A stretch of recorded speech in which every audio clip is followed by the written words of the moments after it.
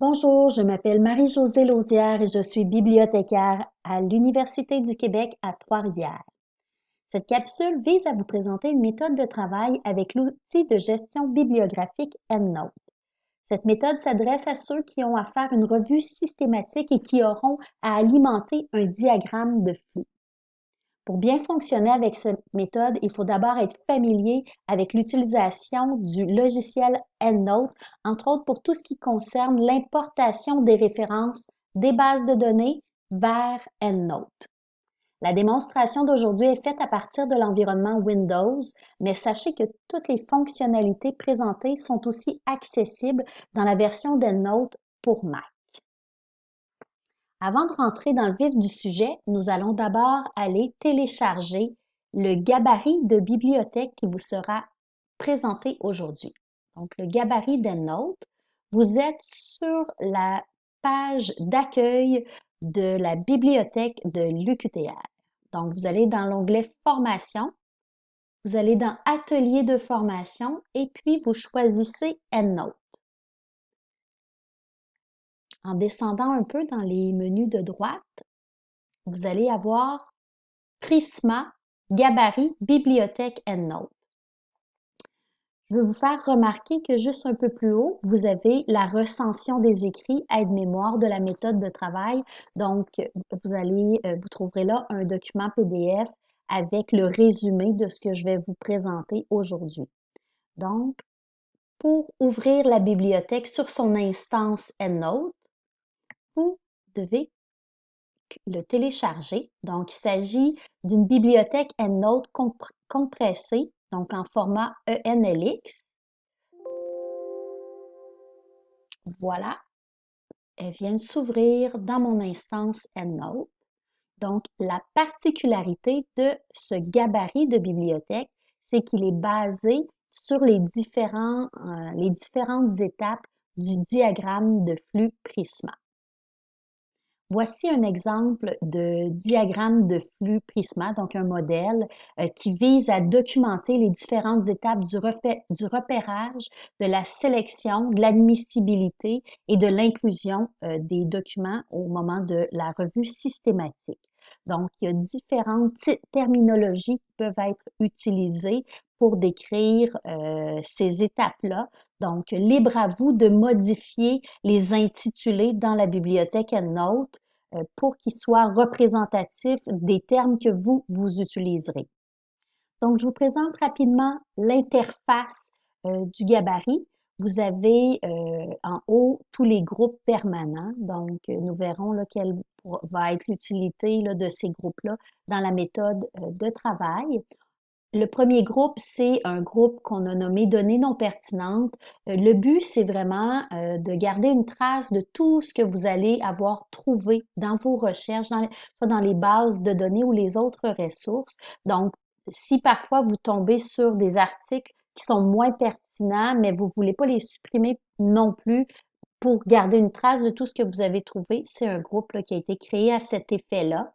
Donc, données brutes des bases de données, c'est un groupe 7, donc on est dans des hiérarchies. Ici, c'est l'intitulé et dans ce groupe, il va y avoir plusieurs groupes qu'on peut intégrer. Donc, c'est vraiment pour l'étape initiale là, de la recherche documentaire avec les mots-clés, l'équation de recherche qu'on va avoir lancée dans les bases de données.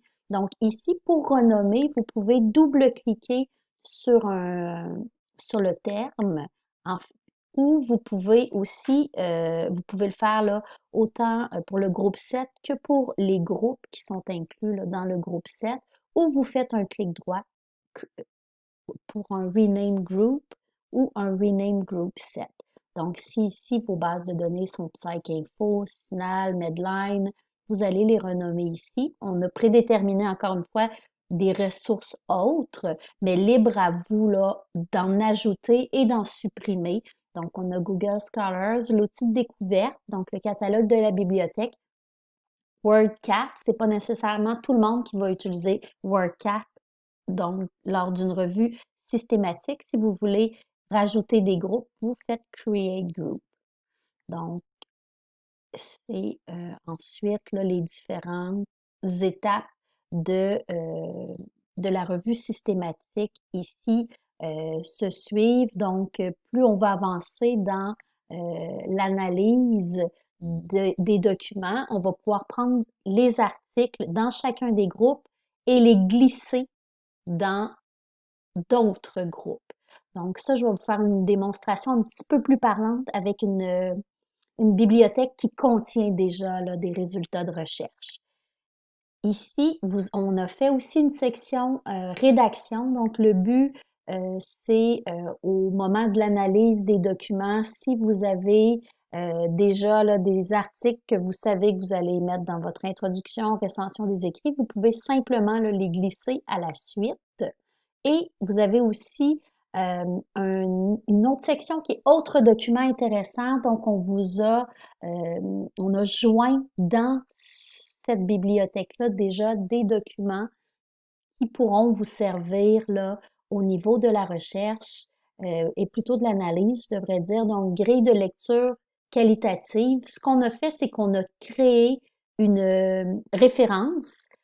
On l'a nommée grille de lecture qualitative et on a ajouté un document.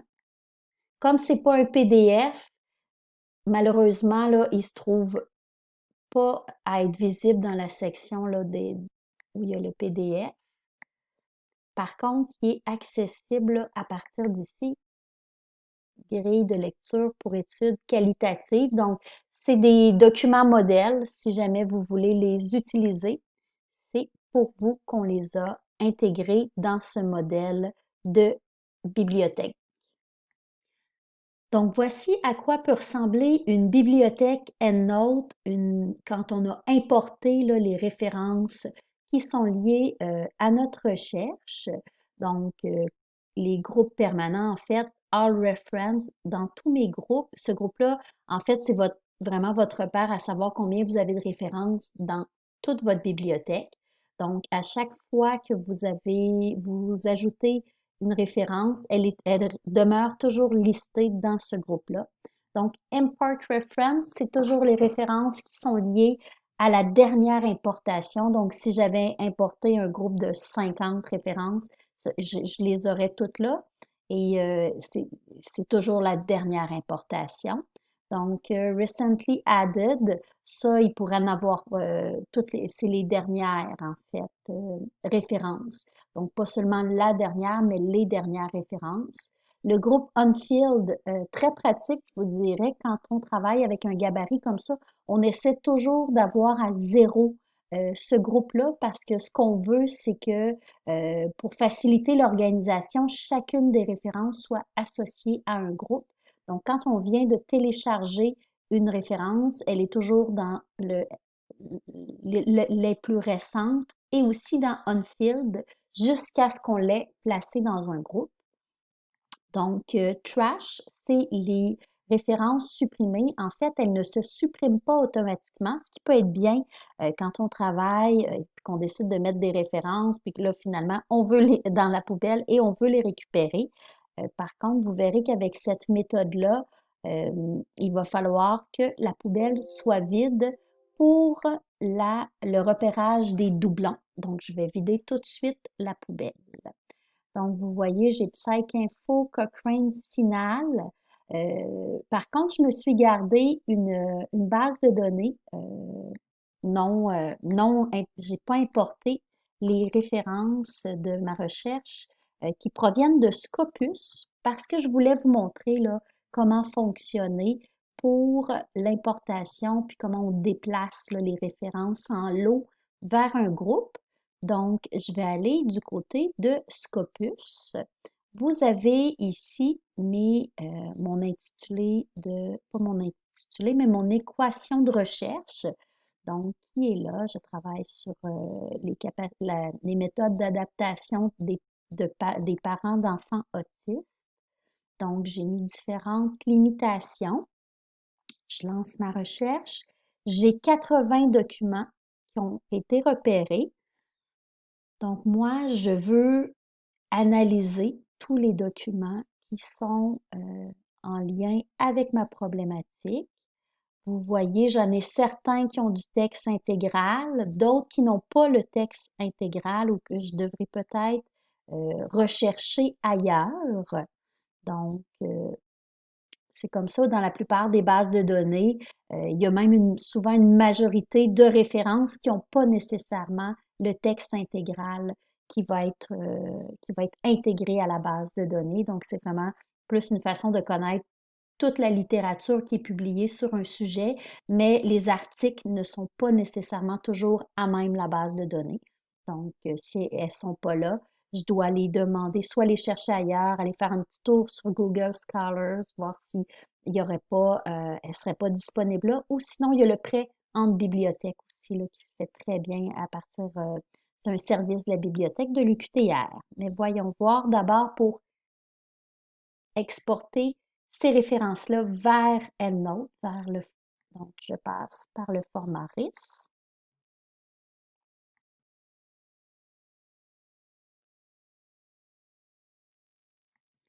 Donc, je vais lancer le téléchargement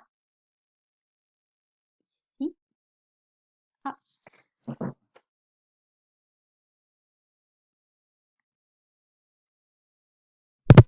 donc, je prends les références ici d'Import Reference, je les ai glissées dans Scopus. Pour ça, je peux utiliser les commandes CTRL-A et je glisse simplement vers le groupe que je veux, vers lequel je veux intégrer les références.